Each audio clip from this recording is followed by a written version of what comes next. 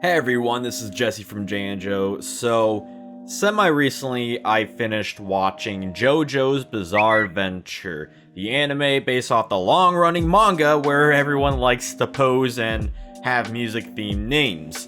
Now, it was about earlier this year, a little after the beginning of the year, when I finished watching Dragon Ball Super because I wanted to watch the Broly movie and get caught up with the series and everything like that. Then after that, I figured, well, I should really watch another anime, one that, people like, and I like Shonen a lot. Growing up with that kind of stuff, things like One Piece and Dragon Ball and whatnot, Yu Yu Hakusho, one of my favorite animes.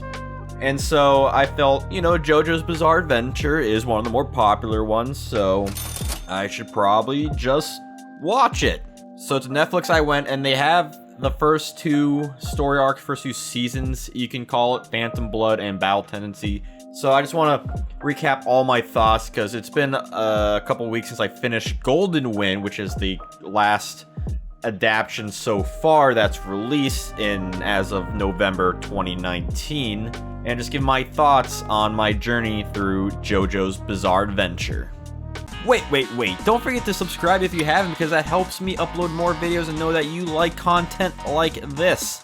So Phantom Blood, when I first started, I had no idea what to expect out of JoJo. I was expecting some crazy, very bright lights kind of stuff, and it took place in the late 19th century England, in like 1890s, something like that, and that really threw me off from the start. I had no idea it would be an old school looking setting with, the rain and the plane in the car crash and the crazy old Dio guy and his dad. And a lot of it was just the growing up of Jonathan Joestar and Dio. And Dio, kicking a lot of dogs. He is as evil can be, and Jonathan is as good as Jonathan could be, and it was very real kind of stuff. And then it starts getting crazy when they start exploring out when they're in England, and it's just, Jack the Ripper was a serial killer and he was evil incarnate, but this person was way more evil, and it was very, very over the top. And I really enjoyed how over the top it already was, and there was just so much weird stuff. When they start introducing some of the other characters, some other concepts, it definitely didn't feel as strong as just Jonathan and Dio. And I felt like that kind of hurt a little bit when you see Zappelli. It's kind of cool seeing the guy who teaches him stuff, but he looked so out there, it was kind of shocking. It looks weird, you know what I mean? It kind of reminded me of the Revolutionary Army from One Piece, which I've never been a big fan of their designs, kind of steampunky and I'm gonna tie you on a railroad, kind of thing. So yeah, I was also intrigued by just the world that Araki was building, and when you had Jonathan versus Dio the final time, it just blew me away. Just crazy action, especially this comes from their first battle too. Was insane, and just seeing how Rocky took the concepts he had for the combat was really, really greatly used. Of course, the anime was adapted beautifully with amazing openings and just animation and design, and it just looked great. Really got a sense of importance with events that happen in there. One of my favorite moments in all of JoJo is Dio, proclaiming, "I throw away my humanity, JoJo," and then putting the mask on. That's one of my favorite moments in the entire series, and that stands out for me. As the series it doesn't feel that powerful at the start, Phantom Blood, but as the series goes on, it definitely sits more well with me. Just seeing how everything started and what things came from and the history that this one arc created, and I really enjoy that. Now moving on to Battle Tendency, it was a bit different. I liked how it started. It really started just going all in there, showing that the new Joestar, Joseph, he was this wild guy, And it was a nice transition from the goody gentleman of Jonathan. Joseph was this guy who wasn't very trained. He was rebellious, and it was a different setting. It was a lot more city. They used a lot more desert. They used a lot of different settings since Phantom Blood. And what I really liked about Battle Tendency was that, one, Joseph was just hilarious. He was so funny. I absolutely love him in that. I know Battle Tendency was kind of divisive among JoJo fans, especially someone like Joseph. And I can understand because they have people like him done better. But the thing that made Joseph really cool is that they didn't have stands yet. They still had the Ripple Hamon beat. They still had that.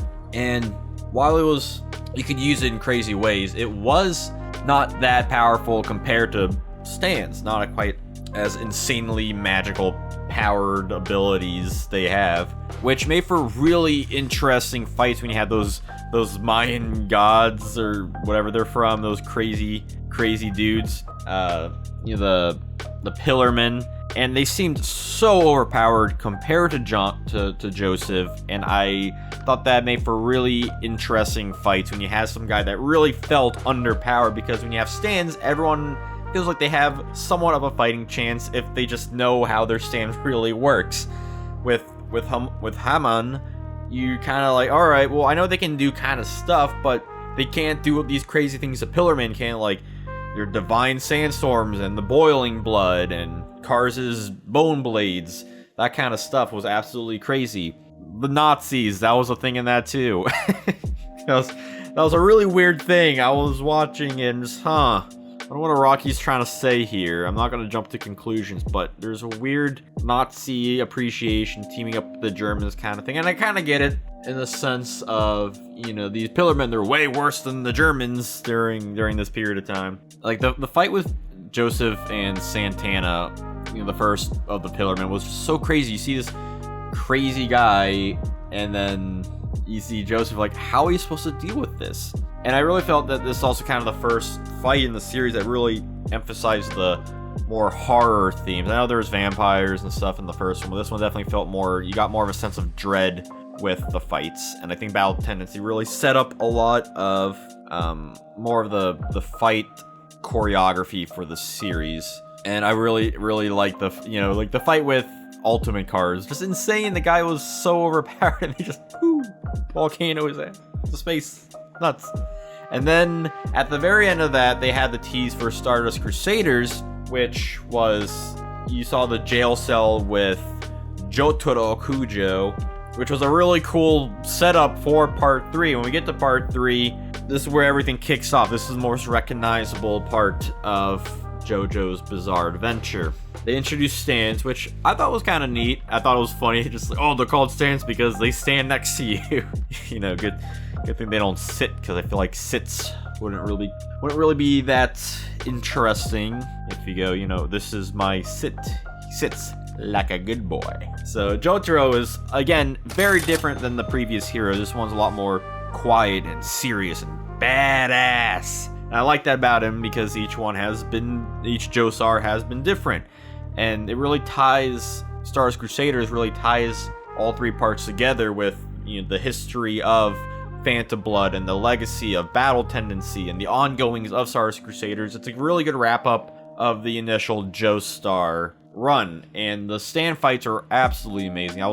Everything they had was great. I enjoyed the adventure aspect of it. I know that was a big part of Stardust Crusaders, going from Japan to Egypt, and just all the ways they travel, whether it's by boat, by submarine, by airplane, by camels, every sort of way you can imagine they travel by, and they have some sort of crazy, of course, something horrible happens. I do feel like, now, I'm sure reading the manga week by week would have been a lot different, but I did watch this online, and watching it online, it does kind of feel like it takes longer than it should, going through all these episodes. I think the thing is, a lot of these, before Egypt, the tarot card stand users, they all feel overpowered, and I get that, but then when you get to the people, the gods of Egypt, Dio's special crew, they don't feel that more powerful than the people they've had to fight before. And I think that kind of hurts a little bit, that there doesn't seem like a big degree of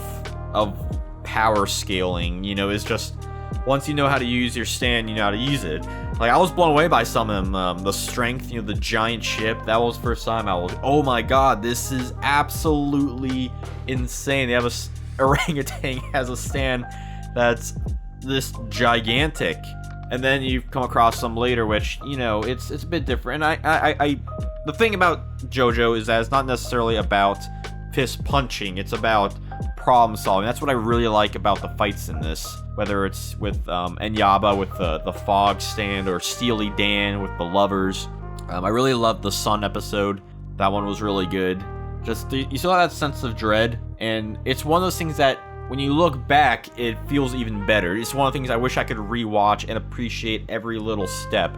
But just watching it from start to that, you know, it's sort of like, all right, can we get to Egypt already? You know, there's a lot of great fights in Egypt. Endul, Pet Shop, Darby. There's so much good fights in this, and they're all different. I really love that. And Dio is just phenomenal with how little they show of him, and he's mysterious, but you know who he is, and you know he's really powerful, and you know he's got the body of Jonathan. That's a whole other level thing, and just the world is such an awesome thing. You know, it's our world though. I love that. I love that stuff. And then we go to Diamond is Unbreakable, which is totally different. Instead of having this one huge adventure throughout Eastern Europe, it just takes place in a single town, and the whole thing is this big town theme, and that's really cool. It's very bright and colorful, and the animation's different, and the theme song is more groovy than the seriousness and badassness of Stardust, and it's so different.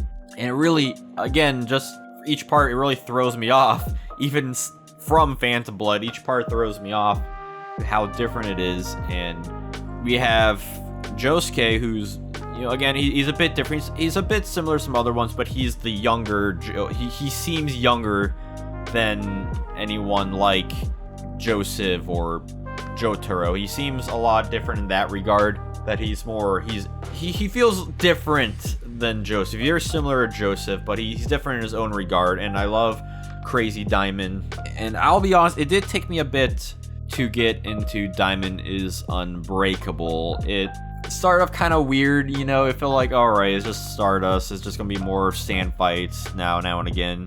And I did really enjoy Red Hot Chili Pepper as like the first half of the villain and some of the other stuff. And the second half with Kira, that part was amazing. The whole second half really sucked me in hard. And this Kira is amazing. I think, honestly, looking back, I think Diamond Breakable is my favorite arc, my favorite part in JoJo's Bizarre Adventure. Just seeing how everything is all tightly knit together, everything pulls around, and Crazy Diamond and Killer Queen, and the fact that they do have Jotaro in this, but he definitely feels that they say he's so overpowered, but they don't really use him that much to kind of minute that. But even still, you have the whole thing where he's like, oh, I can only do my time stop ability for a second because I haven't trained that much. But you think if he's here this entire time, looking that they know their stand users here, you think he would train a bit more. And there's a lot of people say there's a lot of plot holes throughout JoJo's, and you know, I can agree with some of them. Some of them I can see people's defense for some of them. I can see the reasonings for certain things. You know, all in all, I do enjoy it. There are some things that did stand out to me, probably more so in part 5, which I'll get to. But overall, I really did enjoy Diamond is Unbreakable. There's a lot of really fun fights. It really went all out with more of the artistic stuff, with things like Superfly is great. There's a lot of great stand fights, maybe not as memorable as Stardust Crusaders, but I think the adventure, sticks with me better than really any other part. And I really like, if there's one I would show someone, it probably would be Diamond is Unbreakable. I wish there was an abridged version of Stardust Crusaders. Like, I know there's an OVA, but maybe if there's like a list, like, all right, what episodes could we cut out?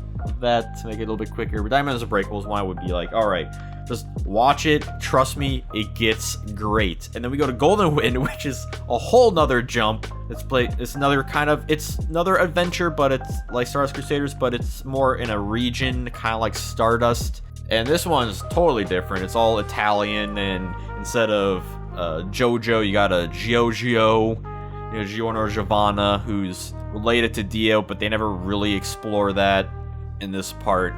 And Golden Wind, I think, definitely starts good from the start. I think Golden Wind Golden Wind really nails down designs and fight choreography, and I think Golden Wind has the best fights in the series. I will say, as a whole, I really love the characters, just the whole Passion with Gio, Giorno, and Bucciarati, and Arancia, and all of them. I love them. They're so fun. Everyone's different. Just the adventure through Italy with the whole mafia and the gangssters and the hitmen. I love the hitman squad, La Squadra. They're great. Diavolo wasn't my favorite villain. By the time they got to another time stop ability, it's just, alright, Araki, please, for the love of God, can we have a different power for these bad guys? This is 3 seasons in a row where someone has a time-related ability, and Kira, though I know it wasn't his main thing, but they still incorporated time factors into it. And it's just like, okay, alright. I didn't feel as burnt out with the week-by-week fighting and adventuring as it is Stardust Crusaders, but it definitely felt a lot more memorable fights compared to Diamond is Unbreakable. And there are some things, again, they don't really explore Dio in this, and Fugo I know is a big topic, and I really wish they brought him back, especially because when they're fighting the mold dude, that was such a powerful moment in that, because that was right before the final fight. That would have been big. Oh, Giorno. Yeah, no, I really enjoyed Golden Wind. Again, it's not my favorite. I'll probably have that for Diamond Unbreakable. I don't know if I like it more in Stardust Crusaders. I might. I love the music. I love the design. I think from an animation standpoint, they definitely have improved things that way. La Squadra is great. I think in any anime, you gotta love the group characters, whether it's the Akatsuki or the Espada, that kind of stuff. And La Squadra. Kind of wish we saw more of Metallica, Risotto, but I understand certain things Araki did in the series, because it makes sense when you look back in retrospect, but like as a fan, you kind of wish like, oh, I wish we did this more, we wish we had this more. I love that in Golden Wind that death was like a big thing in that. They always, this is a thing that people will die for, kind of thing. It really made the fights more aggressive than before. Then because Diamond Unbreakable, they're a bit more fun in that. You got more weird feats of stuff. And Stardust Crusaders is a bit more inherent problem solving. Golden Wind's definitely a lot more surviving, and I really like that about Part 5. But I do kind of wish I think the thing with JoJo, I wish they did, 'cause I know Araki's whole thing is that every of the side characters should put up their own fight. And I agree with that. They all should feel like heroes and whatnot. They shouldn't have it, which I think the first time I really got that was with Stardust Crusaders. I think when Polnareff fought that, I don't remember what the Sand's name was, but it was that evil doll in the hotel room. That was the first time I'm like, he could fight on his own. I really like that. But with that said, it does kind of subdue the JoJo, which I feel like should still be the main character, because I feel like you should still have that main character. I mean, who am I to say anything? You know what I mean? But when you see something like Josuke or Giorno, they don't feel that they do that much. I can't think of any fights that Giorno does. I'm just like, yeah, that's awesome. There's a couple with Josuke, I thought he really, he showed his badassery, but Giorno just kind of like, he's kind of quiet, doesn't really do anything. He has a very interesting ability. It's really different than the other ones, and it's kind of hard to get behind when you have other characters like Mista, who's fantastic, and Narancia really shows his own. And then it's like, it's supposed to be JoJo's Bizarre Adventure, but you're not really having that much stuff from them. But overall, I can't complain, because you have great characters either way, and they all do stuff, and I like that. Because in Battle Tendency, Caesar doesn't really do much. Phantom Blood, you really only have Jonathan. Stardust Crusaders, and you got everyone. Abdul kind of sucks. He has that one good fight against Polnareff, but Diamond's Unbreakable. Koichi is definitely the main character in that. He was great. Rohan's fun. You know, you have a lot more fun characters in Diamond is Unbreakable, and Stardust Crusaders has a lot of fun characters too in Golden Wind. But you get my point, I think, is what I'm getting at. Overall, I know this is how long is this going? Oh my god. Yeah, all in all, JoJo's Bizarre Adventure is absolutely fantastic. I love the series. I can't wait to watch more. I don't know if I will get into the manga. I might wait till the anime. I don't know. We'll see. I know it's not all on that Shonen Jump streaming stuff, so I probably have to go out of my way to read if I decide to go with that. But watching JoJo's Bizarre Adventure has definitely become one of my favorite animes. I would definitely put it in my top 10. It's one I wish I watched as a kid. You know, I wish it was available as a kid, because it's only, you know, within the less than 10 years has been an anime, and I can't praise it enough. I want to show it to people. I want to talk about it all the time. I love listening to music, whether it's the theme songs or just the music in it. You know, it inspires me to want to make my own stuff. It's so good. I just can't recommend it enough. It's so bizarre. That's the best way to put it every time I watch it. That's the best way to explain it, is that it's bizarre. It's a bizarre adventure, and it really puts that to each and every part. And, you know, if you like shonen, if you like just fun characters, and just if you like elements of action and drama and horror, that was a really cool.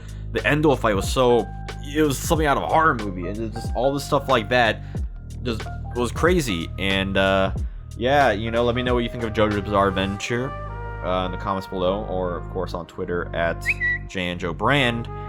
And I look forward to the next anime I watch. Hopefully it's another good one. You know, there's plenty I need to get through. And yeah, until then, have a nice day.